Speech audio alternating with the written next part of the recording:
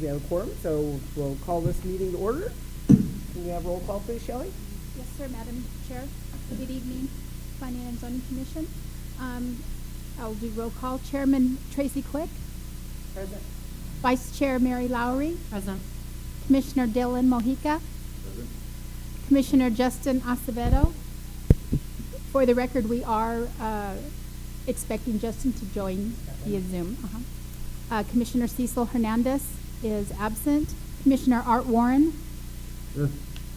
Commissioner Debbie Cox is excused. We have a quorum, Madam Chair. Okay, so we're gonna, our first and only item of business, I believe. This is a public hearing and consideration of ordinance number 888, a request to amend the planned area development zoning for the property located at 1785 Highway 60, AKA Mariposa Pad. APN's 205-15-07017E, 205-15-022C and B, and 205-12-001A and E. Total plus or minus 58 acres of land. This proposed zoning amendment will reduce the Phase 1 residential lot minimum interior front, street side, and side building setbacks, and the minimum lot size and dimensions, modifying the public roadway details, and codify the proposed site plan, layout, and prior site plan approval for building height and density as it relates to all proposed phases of the development. This amendment would also allow public facility, church, and hotel convention uses by right. Case number Z-24-01. Dana? Thank you. So much. In person. Thank you again, Madam Chair. Commissioners, it's a pleasure to be before you and in person, as you mentioned. Though I still use Zoom to project and control the monitor, so let me get that going here. And I will present to you where we've come since our last meeting, which was December 6th, to discuss this topic, when you had reviewed and approved a request for a height increase under the under the existing PAD. So with that said,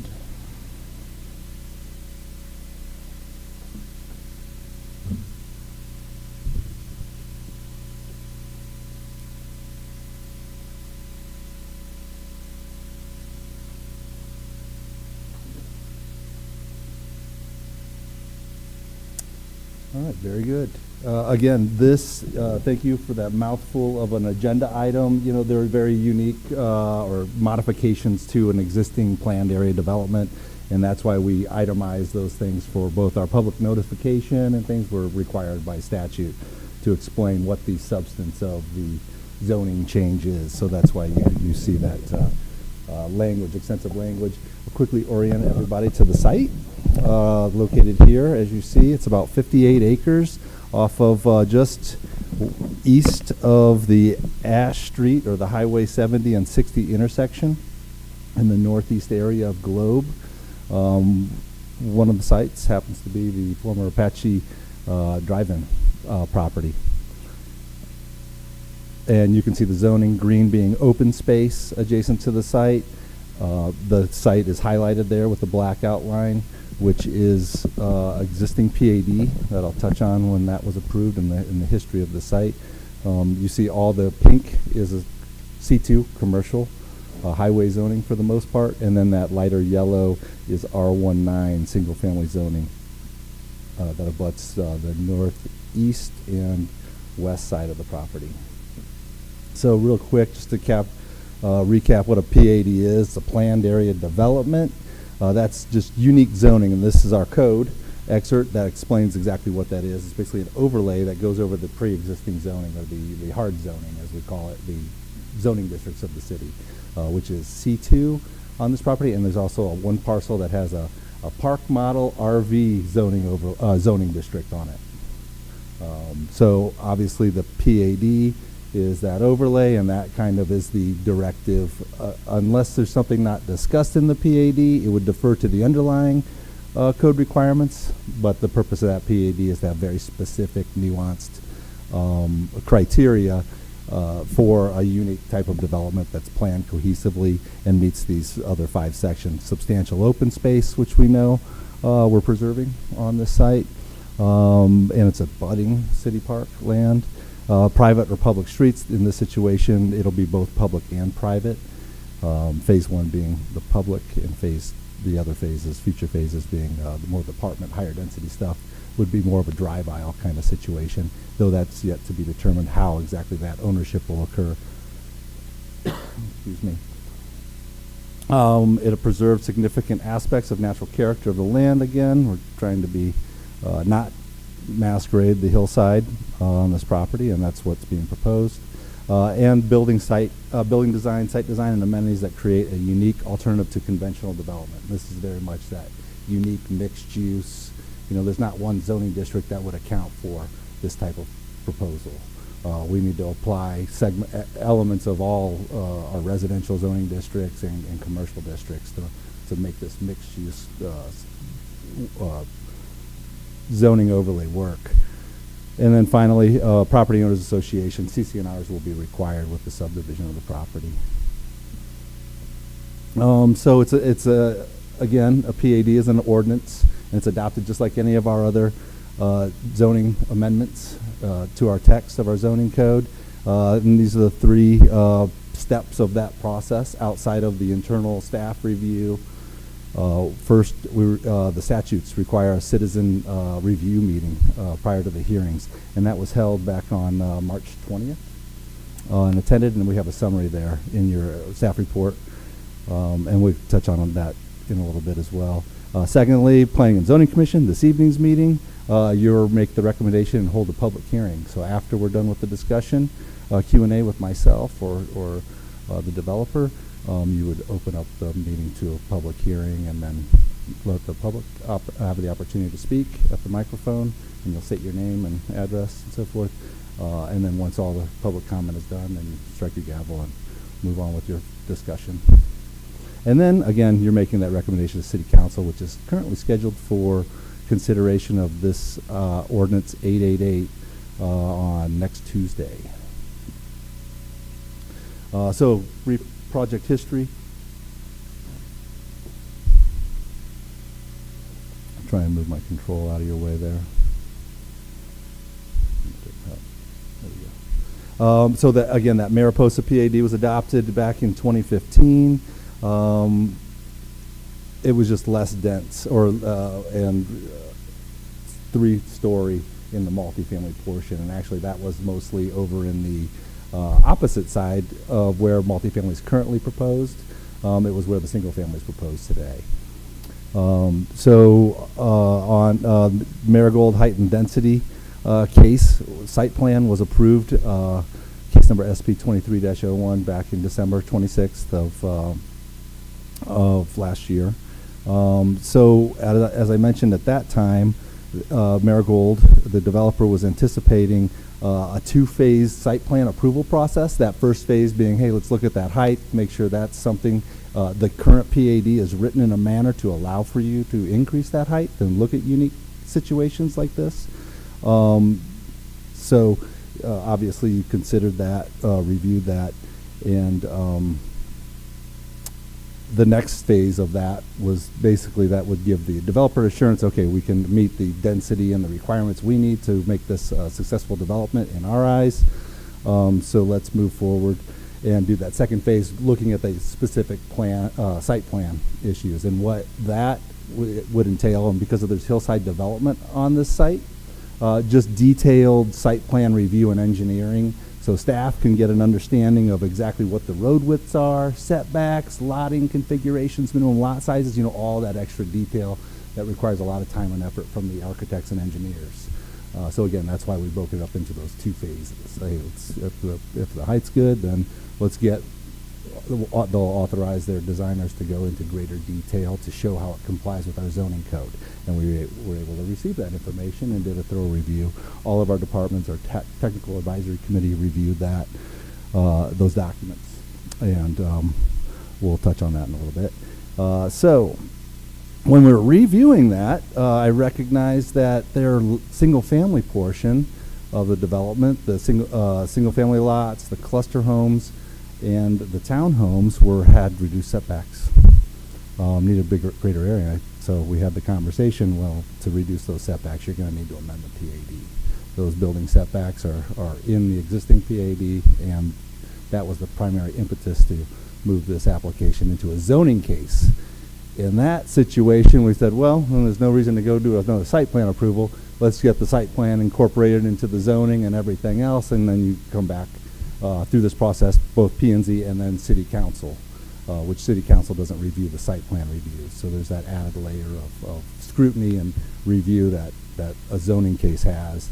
This meeting would, or your recommendation tonight would both include that site plan design, layout, generally as you see it in the documents, open space, and here's these types of lots and so forth, and these are our minimum lot sizes. We have an exhibit in here in your packet that kind of shows that, and I'll touch on that. So that's what this PAD encompasses. And then since they were doing that, they also took the opportunity to tweak a few other things. As you know, this is a religious or a faith-based, somewhat faith-based portion of the development and funding. So in that capacity, the existing PAD allows for churches and churches. I think I'm probably going to be touching on this in the next slide. Churches,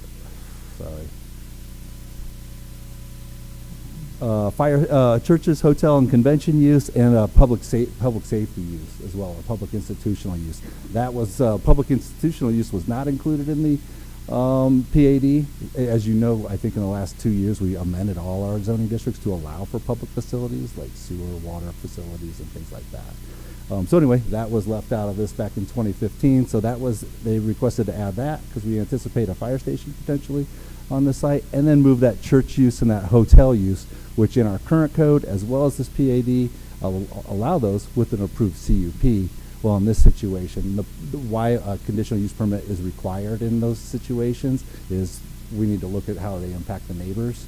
Well, we've been able to look at this entire site plan and say, oh, that's where the hotel use is, and that's where the chapel is. Okay, they're your site plans there. We don't see any conflicts. We can move that into an allowed use by right in zoning to eliminate that additional step that they would have to do down the road. So hopefully that all makes sense. And I did kind of cover some of those other items. So again, the purpose and scope of this PAD is number one, first off, to reduce the phase one, which is the right-hand side of the development's single-family development, and also reduce their lot sizes, make them slightly smaller, and allow for some unique configurations, which we'll touch on. And then also, then secondly, to modify those interior public roadway standards. They came in with just different design standards. As you can see in that graphic that we'll touch on, there's a bifurcated or a landscape median roadway, which we don't have a design for that in that type of scenario as a city adopted detail, or an alley detail. We just don't have that. Or we defer to MAG, which is a very different standard. So they came up with their custom roadway designs that our streets department has reviewed, public works has reviewed, and agrees that yes, this could function as this, and that's why once we put it in that zoning, that it entitles them to build that road, that design for that road type and build for that road type. And then again, allow by right, as I started this conversation, fire station, church use, and hotel and convention use, and then finally replaces the conceptual site plan and land uses that are currently in that PAD. There's a graphic, and then there are a couple other options in the existing Mariposa PAD. And this would basically replace those and say, no, this is the site design that and the details that go with this new design of this project. It's no longer Mariposa, it's Marigold, and this is what Marigold consists of. And there it is. So I took the liberty to just take their overall site plan and add that phase 2 data on there. But all of the proposed site data is included in here, very similar to what you saw on December 6th. I think it increased. I think they were able to increase the multifamily side, phase 2 and phase 3, which would be on the left-hand side of the site, right here, increased by like 20 units. It's They still haven't designed those buildings, but just looking at the densities.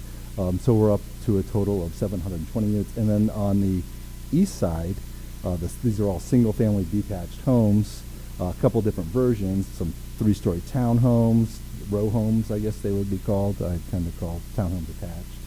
And then these casita lots on these little interior court areas, and then all surrounded by conventional single-family lots all around the perimeter.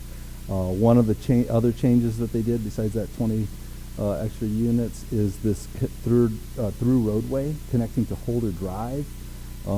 Staff felt that could help circulation in this area. However, we do recognize there's a number of different issues with doing that. Property under permission, number one. Number two, one of the comments that came out of the neighborhood meeting was that we don't want that connection, or at least somebody doesn't want that connection. So we said, you know what, given all the circumstance surrounding that, and H is a fire parcel. That has to be looked at in a little bit greater detail. Let's just use that as a fire emergency access only, given we can get permission from that owner of that property for now. So you do have a condition of approval, number 2, in your staff report, just memorializing that idea that it would be a dead end. It's called Calvary Way currently, no longer Marigold Boulevard on that stretch. And it'll have to have some sort of fire turnaround, and it would be a fire gate or something like that. Again, given we do have approval to take that access, this property has used that access historically. So, but anyway, that's how that condition's written. And council's the one that would approve future roadways and acceptance of roadways and dedication of this design.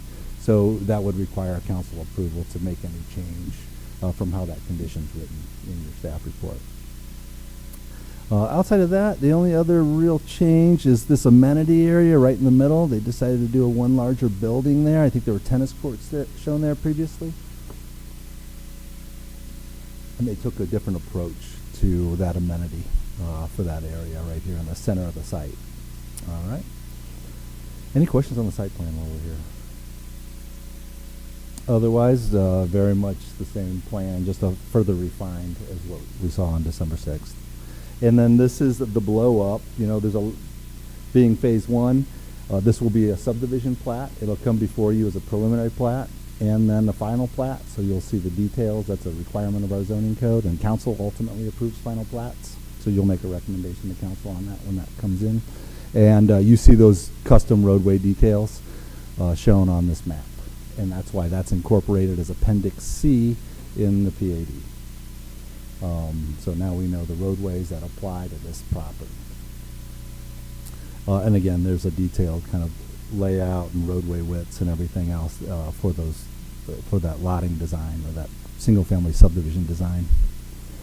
And then also, to be very clear on what the setbacks are and what the minimum lot sizes are, we've asked the applicant to prepare their minimum lot details for those 3 different products. The single-family conventional is right here. This would be the smallest lot size. You have the lot areas, 4,940 would be the smallest lot, and then you see those minimum setbacks. Just to give you a heads up, the current setback is 20 feet.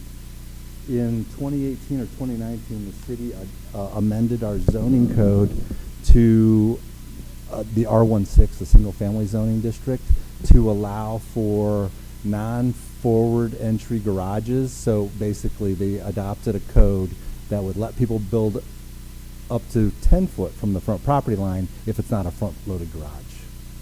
For a couple reasons. You're probably familiar with a lot of conventional tract subdivisions down in the valley.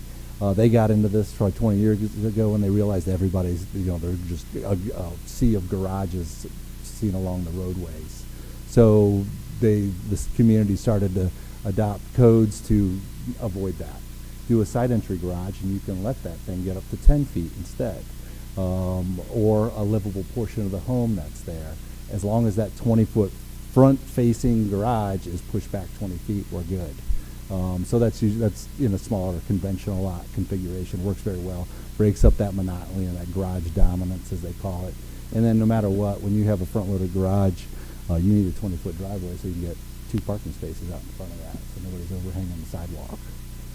So that's the purpose of that adjustment of that setback, and I think they're asking for reduced side yard setbacks too, down to 3 feet. Either way, whatever gets constructed, it needs to be building code, because building codes kick in with building separations as well. So that's the single family. Here's the townhome configuration.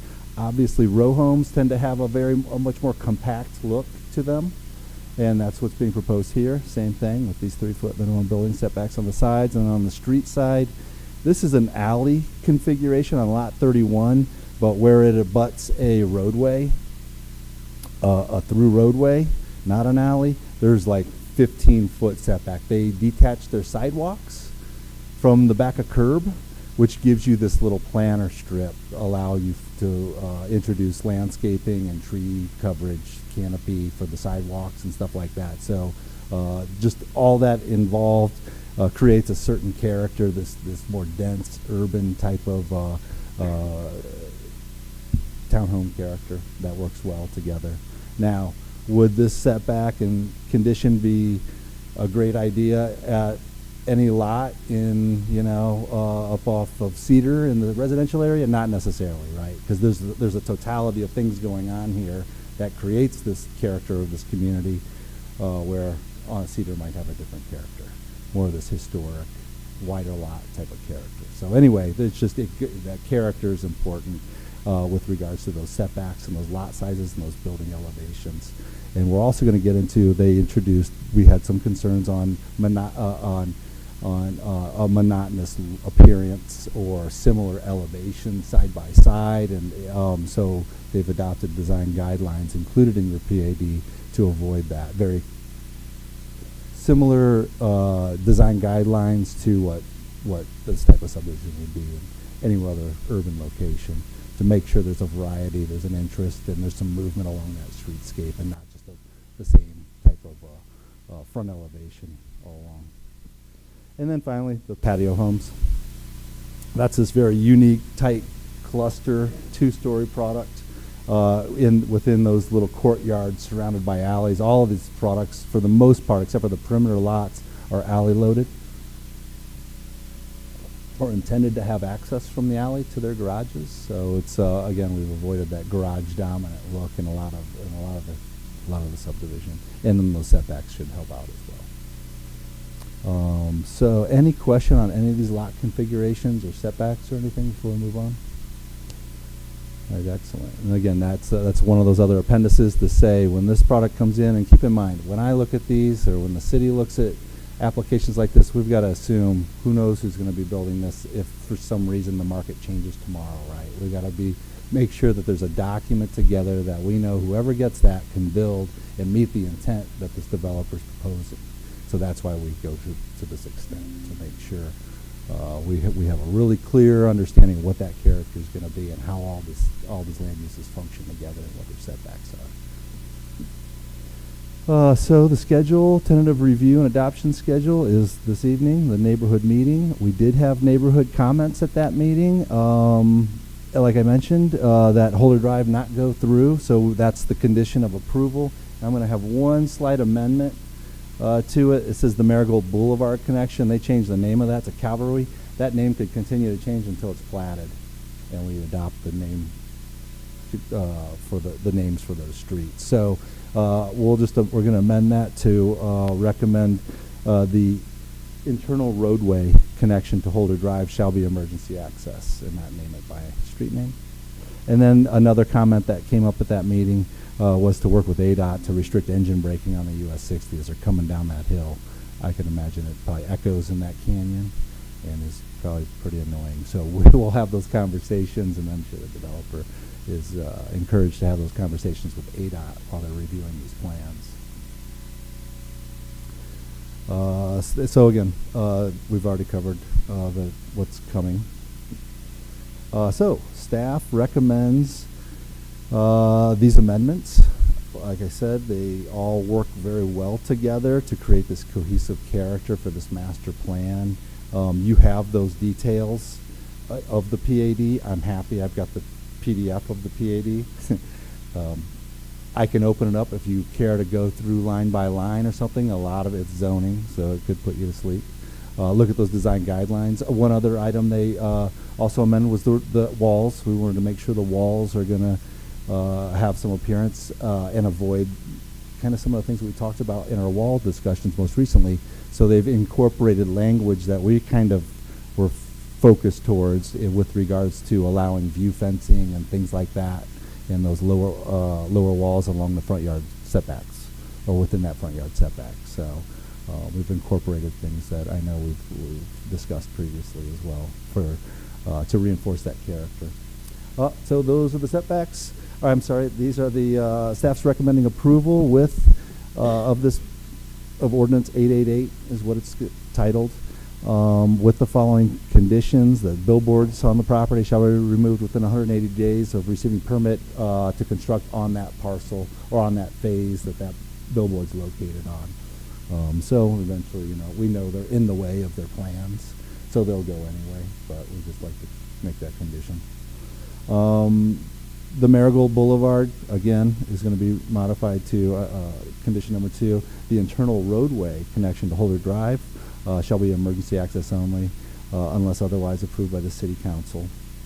An approved fire department turnaround or at the east terminus of that roadway may be required. Number 3, in the event McMillan Wash Bridge is not constructed, so a bridge has a considerable expense to it, and sometimes that might be one of the last things to connect. You never know, but in the event that bridge doesn't go through, we need to make sure we have fire turnarounds on both sides, so if a fire truck's in there, they have the turnaround to get out of there, just like we're doing over at Holder Drive. Fire just has those requirements, obviously, for clear reasons. Item number 4, site plan height and density approval. Your SP 2301 approval back on December 6th is also incorporated as an exhibit because we want to make sure we memorialize what's already been approved and adopted as an exhibit to the PAD. I think that might be Appendix C or something like that in the PAD ordinance. Item number 5, this rezoning also fulfills the design and site plan approval requirement of the zoning code. As I mentioned earlier, given the nature of Phase 1 design proposed for individual lots and public roadways, the Planning and Zoning Commission will review and recommend the preliminary and final plat to the City Council prior to issuing permits to construct. So you'll see that anything getting subdivided one more time, which is definitely Phase 1. And then finally, all accessory structure placement shall conform to the applicable zoning and building codes. A few of those little boxes on that plan might have been too close to buildings and setbacks and stuff, so we want to make sure that's just clear. All right, any other questions regarding the staff report? Because the next section, I'll just take you through the developers' graphics and presentation that they have. They are here and available to respond to any questions, but I'll just walk you through these images. I have a really quick one. When the billboards are gone, are they gone for good? They are. The city doesn't allow billboards. Hallelujah. Okay, thank you. Excellent. So this is a view of the west side looking east over the hill, basically over probably the church that's existing there. And you can see how this has been designed. There's been a few changes since it's designed, just with respect to the retaining wall that you see here on the bottom of the frame, and where that's white. So some of those design guidelines that I told you about and these fence details, we in our current code also requires that those walls be constructed and treated in a way that's going to blend in and not be that exposed. So they actually won't be this white. It'll be designed in a manner to, appear to die into the surrounding landscape. They've also staggered those. They're in the highest areas. They get to about 25 feet, so they're stepped. So we can introduce some plantings in between and bring some green space. And then also they're required to revegetate anything they disturb. And usually they disturb at least 10 to 15 feet beyond where that is. So that'll be retreated and re-brought back. After construction's complete, wall being colored, it should all just blend much better than what this image shows, particularly from the roadways and the adjacent properties. that are visible. There's another shot of the chapel, and then Cecil Circle's down to your left. It's a bit a ways. These buildings are actually behind the church, close to the church and away from those homes. Again, similar to the images that you saw on December 20th. Or, yeah, 6th, I'm sorry, December 6th. And there you go. No, we just don't see the homes are down. You think you can see one right there. So as you can see, there's that open space in that chapel that's generally behind those homes. And then you see on the foreground there the hotel convention, hotel being in the rear, convention being along the highway frontage, with structured parking underneath, and a large court, turnaround court. There's your bridge, and extending over to that amenity feature, and going towards phase 1, and then our single family over there on the right hand side. So That's another look. that's the bridge you're talking about that may or may not be built? It's in their plans to be built. I'm just saying I'm preparing in It's not case just it in case it's doesn't, not. or like, so what could happen is they'll finish phase 1, right, and be done. Well, they're going to have fire turnaround then, because they're probably not going to build that bridge until phase 2 goes in, or something like that. So we need to make sure the fire's happy and can get in and out safely. Yep, and that bridge is over McMillan Wash. And then there's pedestrian access shown on the plans to our trail system here at Round Mountain Park too. And that was a stipulation of the original PAD to ensure public access to that park from the right-of-way, from ADOT highway to that park. Hey, Dana, quick question on that trail access there. Would this be the appropriate time to make sure that we have that dedicated for public access as well? Thank you very much, Madam Chair, Commissioner Acevedo. When that comes in so it's still part of the PAD, so it's a Okay. zoning requirement. When it comes in for the plat, whatever portion of it is impacted by that, we'll make sure we have the adequate easements. If it's on Okay. phase 2, it's hard to tell where or how that'll work. Then we get that easement at that time. There will probably be a master plat, so they'll parcel these multifamily parcels, or just have one large multifamily parcel, and then perhaps we'll have a condition of approval on that, or a note on the plat establishing that there is public access to be dedicated if it isn't figured out with phase 1. Does that sound? Yeah, that sounds great.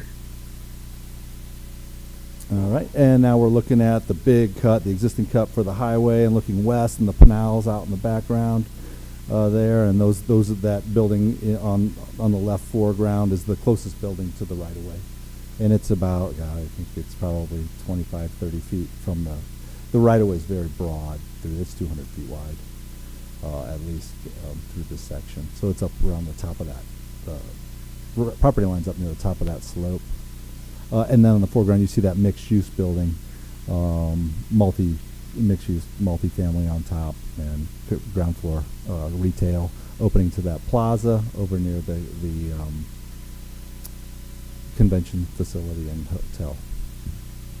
And there's a streetscape image of that same area, that mixed-use, lower-level retail office space. Another version looking probably down the hill towards the hotel convention, looking east. And then we'll look at some details of the single-family subdivision. And on the foreground there, you can see, or in the center of the slide, you see one of those parks surrounded by those row homes, those 3-story row homes, and that character we were explaining earlier. Very kind of an urban transition from this mixed-use development on the west, phase 2, phase 3, and resorts into that residential setting. And then as you move closer to the existing homes, they get into single-family, conventional, and the pockets of those. There's a convention center plaza, or that'd be the resort we're looking at right now. A convention center to the right, resort straight ahead at that turnaround, and mixed-use ground floor retail with multifamily on the top to the left there. And that's a vignette of that pocket park surrounded by the row homes.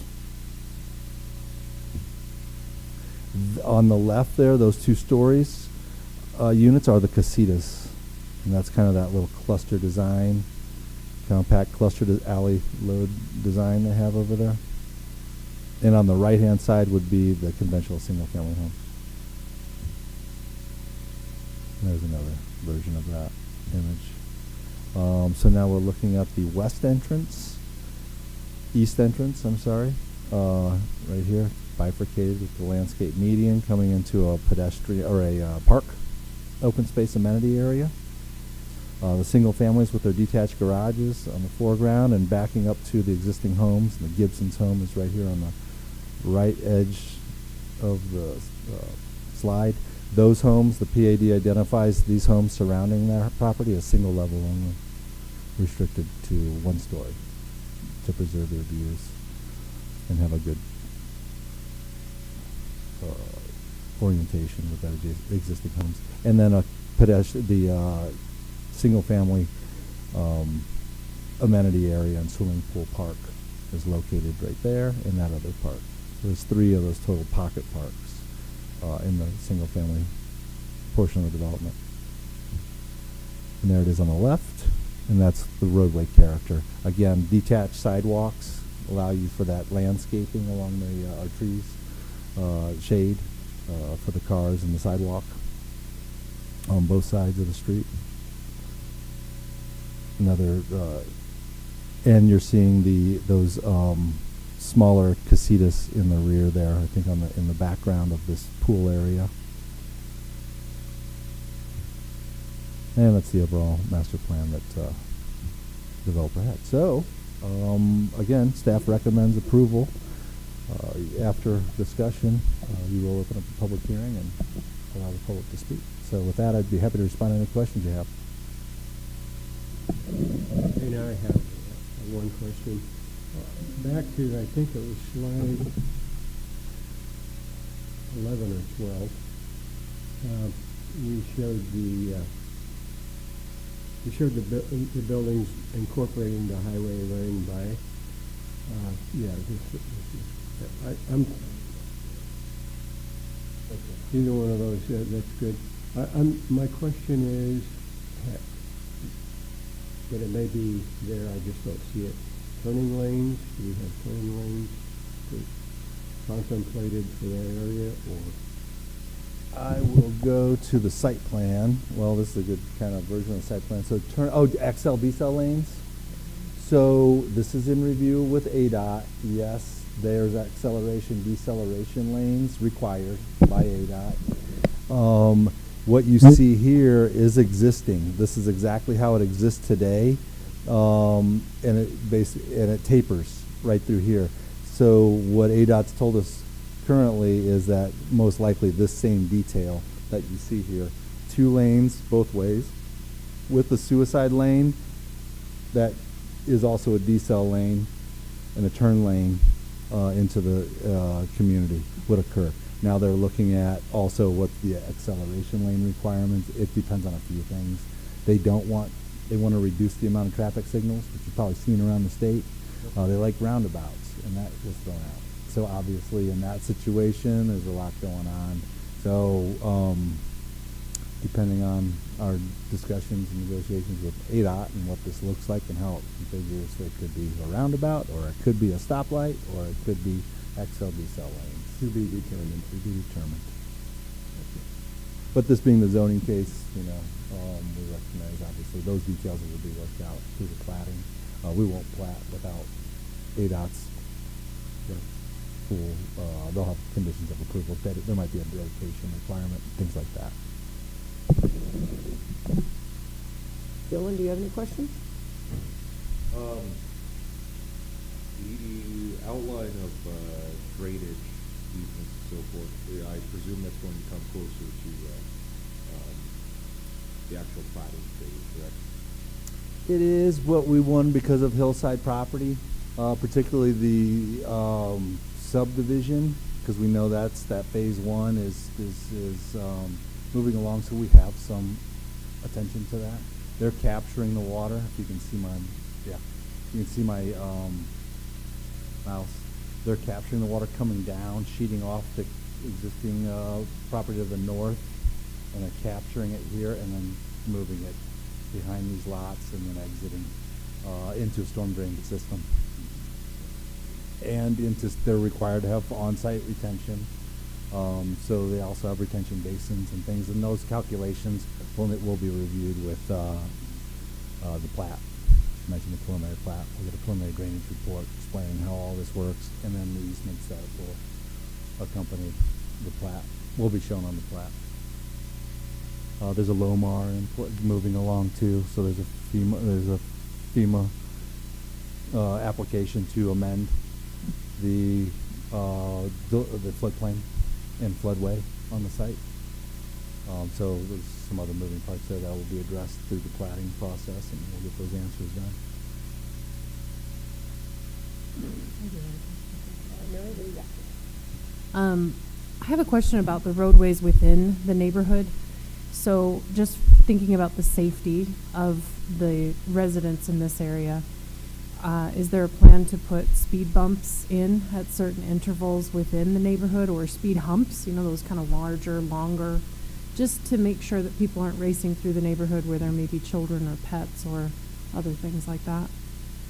So speed humps have not been discussed. That's usually a last resort if we did a poor design or something like that, or approved a poor design. Obviously that's something that could be approached. We will look at the specific roadway design details, like beyond this. We'll have blow-ups. This one sheet will be broken into like 6 or 7 sheets, and you'll see the details. But I'll just point out to you that the way this is designed, particularly Marigold Boulevard and maybe the roadway up to the north, those are the longer roadways where you think somebody might pick up speed or feel comfortable accelerating. Well, they propose all on-street parking. So again, we're bringing those houses forward, on-street parking. The sidewalks are detached, and then they have the median in the Marigold Boulevard. So it'll come down to about a 12-foot drive lane with the cars parked on one side of the street, and then the median.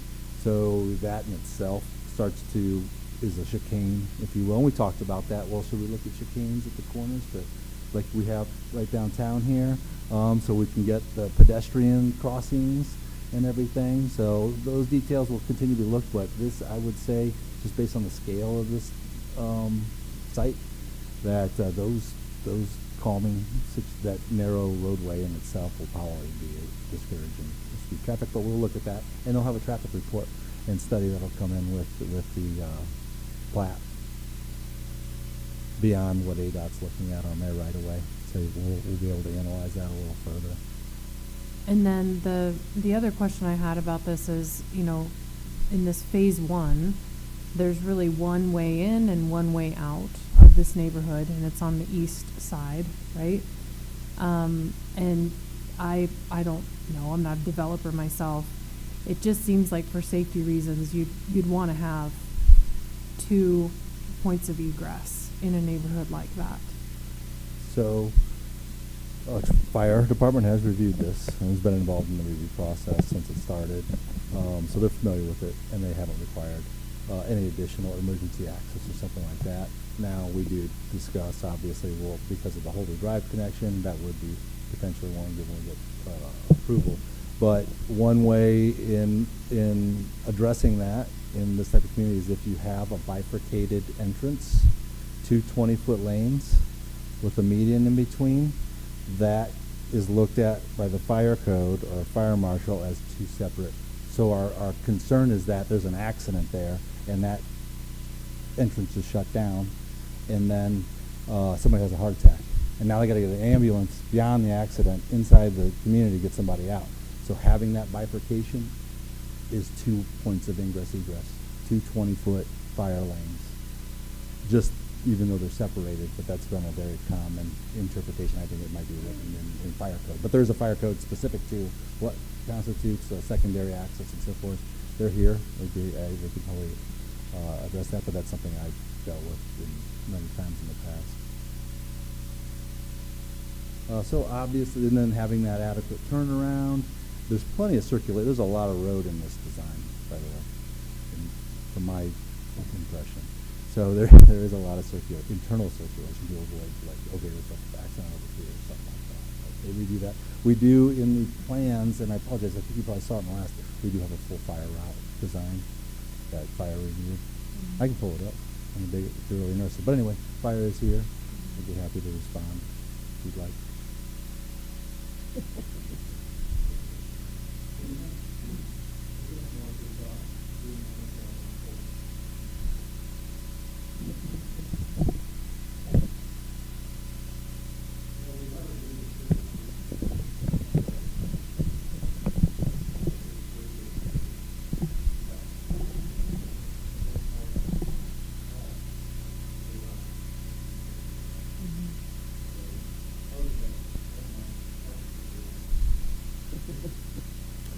And I do recall that, and in any event, it has to meet fire code.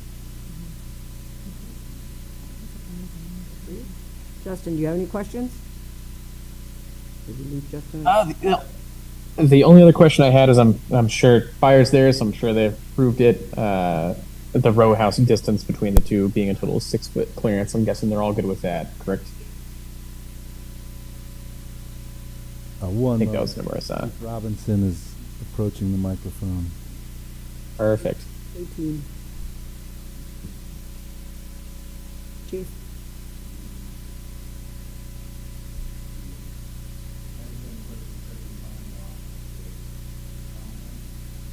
Yes.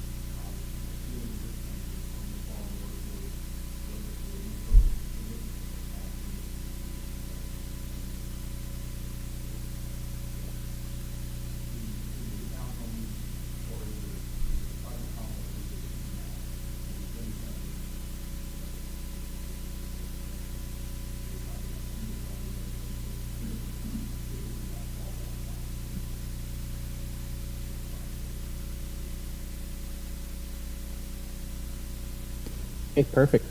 Yep, that answers it. Thank you. And no, now fire has access to Holder Road. They can use Holder Road as their fire access.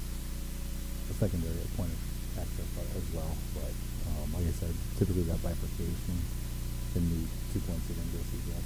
And then they do have minimum distances for dead ends, 150 feet without a fire turnaround, stuff like that too, regardless of whether it's residential or commercial. Gotcha. And then this might be far beyond where we're at the moment, but are these roadways going to be private roadways, or are they going to be dedicated roadways to the city? As of now, they're proposed for public dedication. Okay. Hence our details in the zoning. Yep.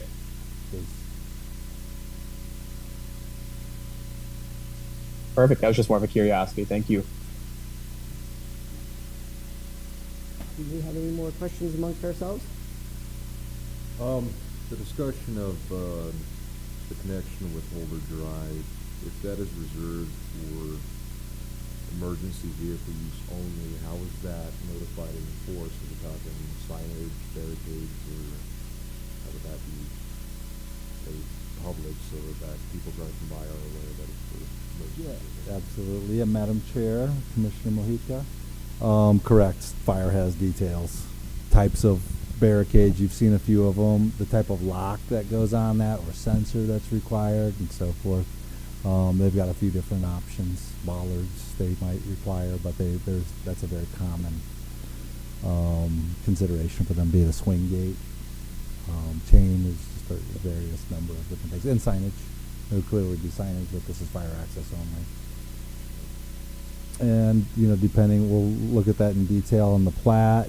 We do like to have those not look like roadways so people aren't thinking that it's a roadway, that they should access that. So sometimes if it's going through what would otherwise look like a landscaped area, we just not put plants there and have it a hardened surface to meet fire codes requirements for vehicle weight, all-weather surfacing. So we'll look at those details, and again, that turnaround requirement too will be looked at during the plat. See how this roadway is going to terminate, how is this going to happen.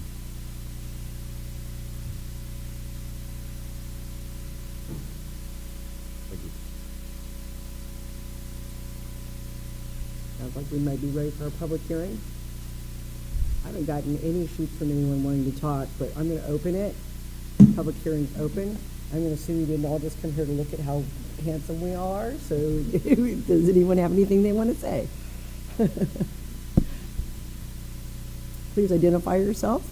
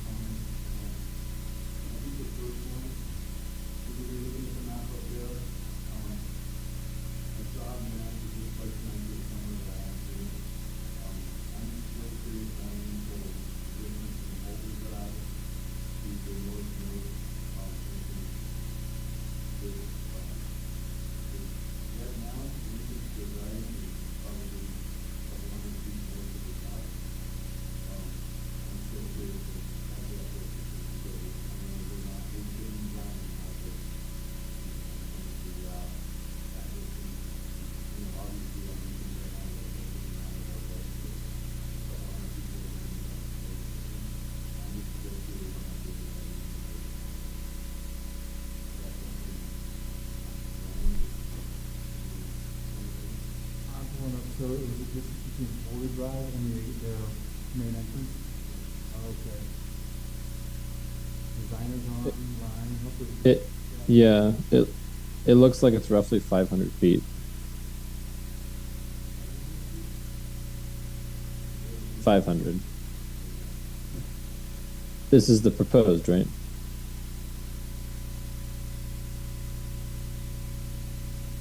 Correct. The proposed entrance to Boulder Drive.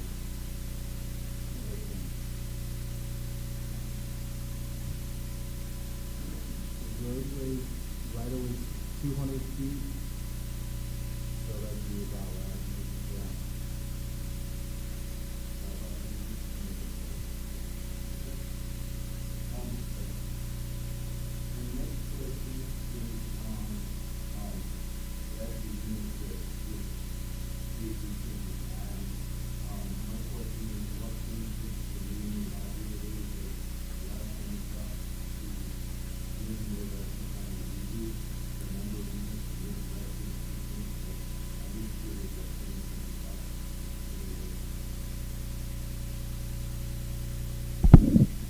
I'll defer to the designer.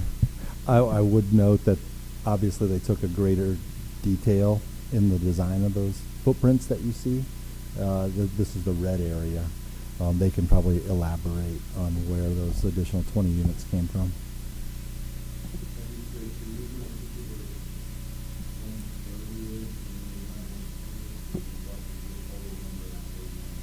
This one's 120. That didn't change. Yes. Sorry, the change was in the multifamily detail.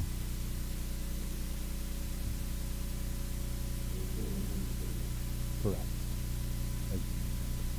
Oh, sorry, I'll show.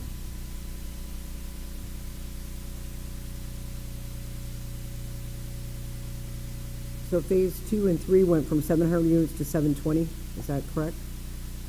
600 to 680 to 700. I'm sorry, 580 to 600.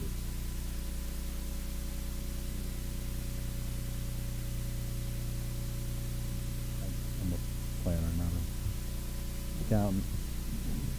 So another situation I have is, talk about all these, the building over there. Obviously, but I think that goes back to like, future development.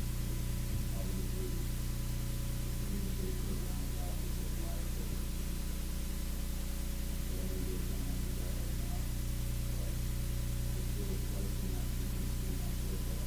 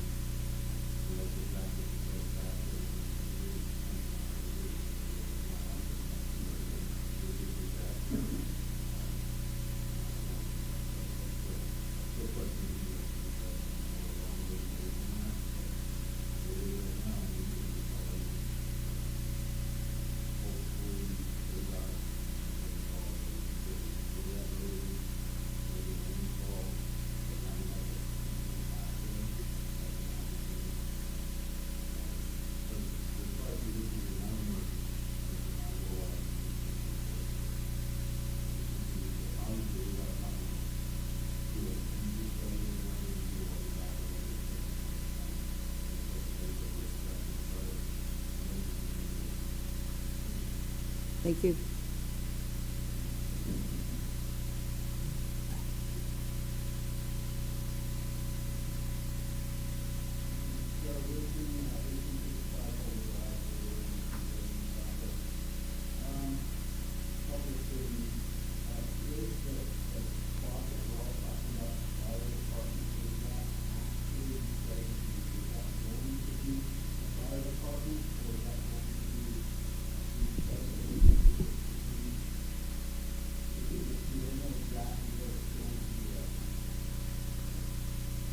Madam Chair, we do not know, that there's an agreement that would have to occur and a lot of other planning and budgeting and other things like that would need, so no.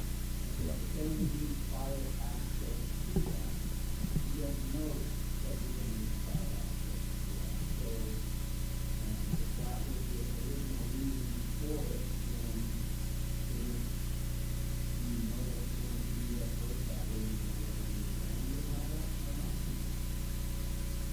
Madam Chair, we need fire access because it's a roadway and it's a dead end. That's why we need a fire turnaround or fire access. There's lots there. Otherwise, it could be a cul-de-sac. Am I missing your point?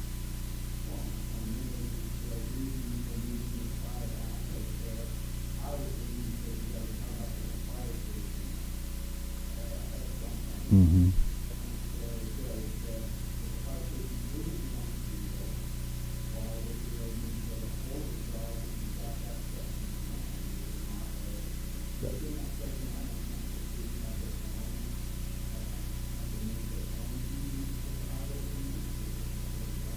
Right.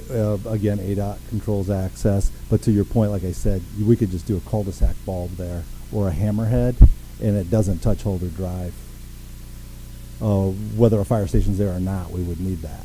There's lots. There's those 4 lots, and it's beyond 150 feet, so we need a fire turnaround no matter what. If that's a cul-de-sac, or if it's a dead end, it's required to have a fire turnaround, regardless of what that use is on H.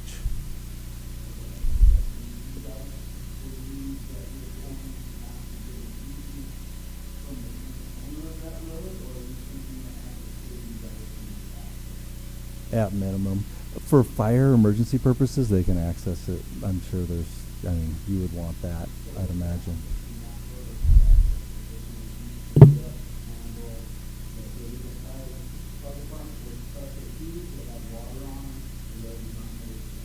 Yeah, there would be a requirement to bring that up to code. It's subcode right now. Exactly, however, right.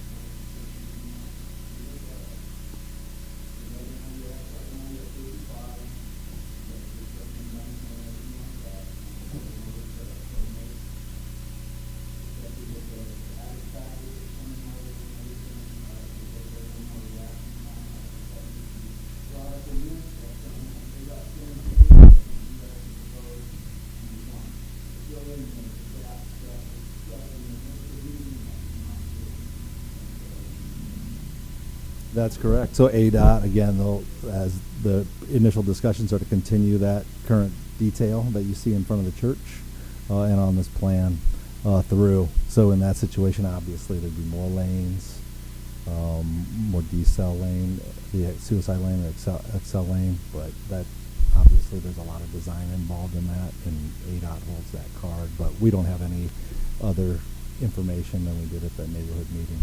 I'm sure the traffic report would look at a lot of options, right? If there's a fire station there, we talked about, well, they have their way to do a specific fire station signaling and access and stuff like that. So we've got a few different moving parts. Speed, obviously, is something that they control and would probably look at. I'm not an expert in that little world. But there will be definitely a full end-of-day design requirement for what that improvement's going to be on that highway.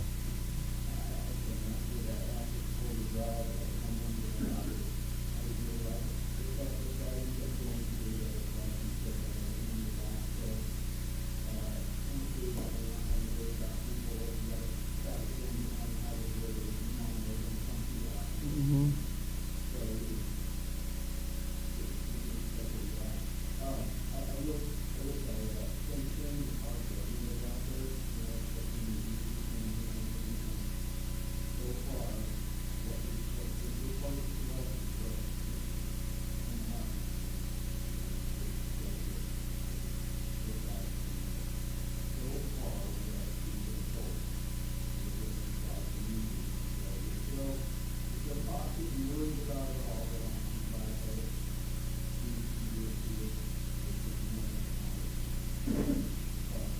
Thank you.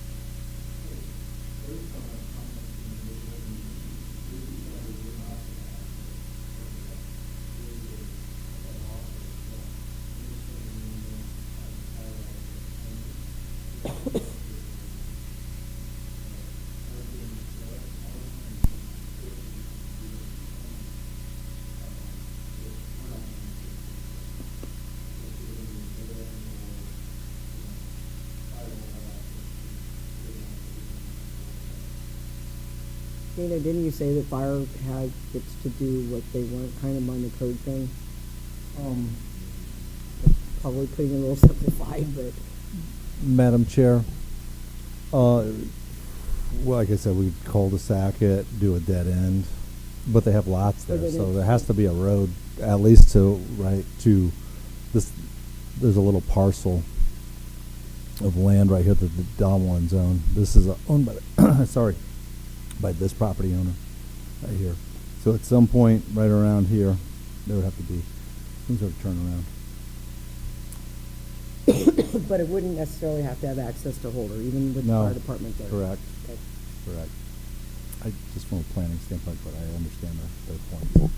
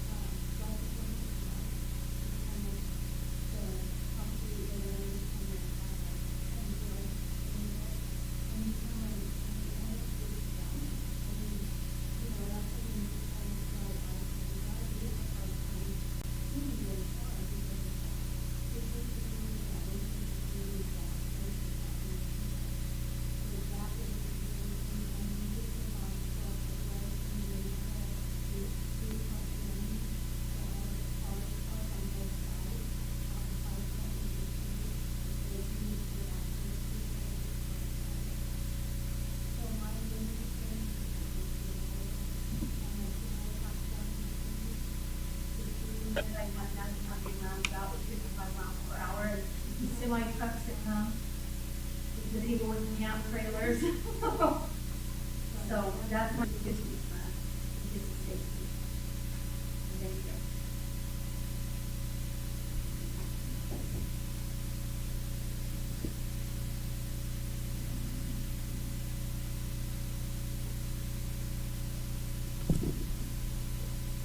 Anyone else have comments?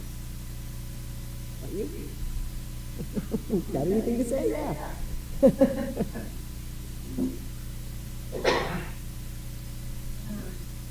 Chair, distinguished members, governors, just wanted to say that we're getting this opportunity. We are really excited about this development because a lot of this is really important.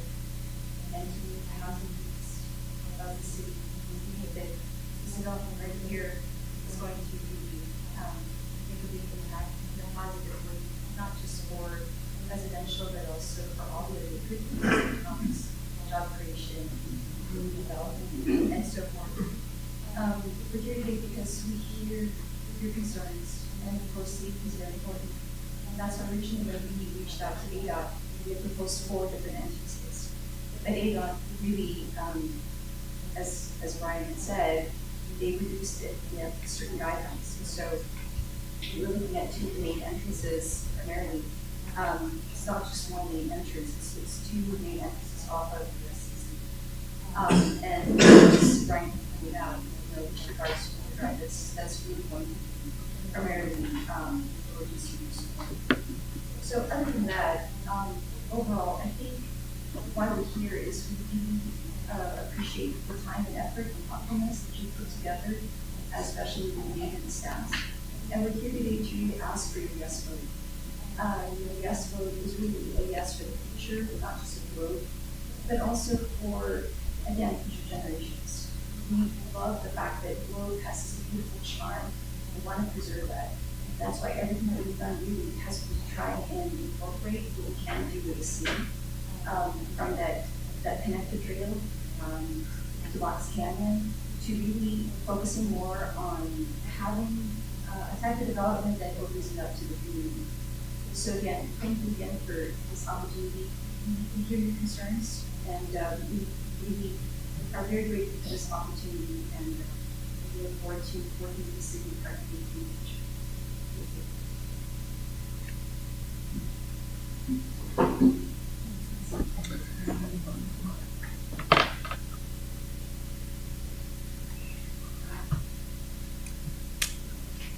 Shelley, are there any emails? Looking for right now. Okay.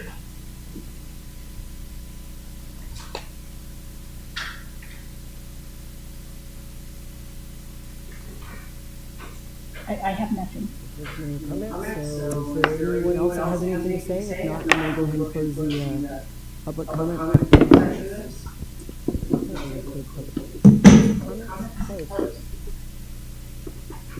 Do you have any more questions amongst ourselves?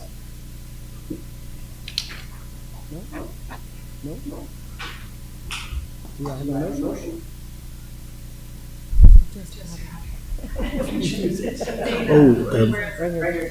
I will bring it up, and let's remember that one little adjustment with regards to Holder Drive, condition number 2. I motion to recommend to the city council to approve case number Z24-01 to rezone the subject property to a planned area development overlay zoning district, subject to the 7 criteria written in this document. I second that motion. Okay, I have a motion and a second. Dana, what did you say though about item 2 on here?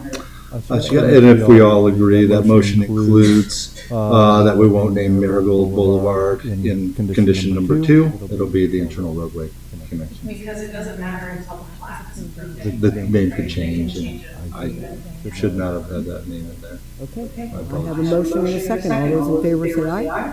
Aye. Any opposed, say nay. Motion passes. All right, do we have any future agenda items? We have one 17. to acknowledge Mr. Dylan Mojica's service to the community, and 2 big projects between this and Hill Street School. His tenure, bookends of his career here. Sadly, he's moving on, and we'll have some recognition for you probably at an upcoming meeting. But we thank you very much for your service to the community and intelligence in reviewing all these projects and great feedback. Well, thanks for having me.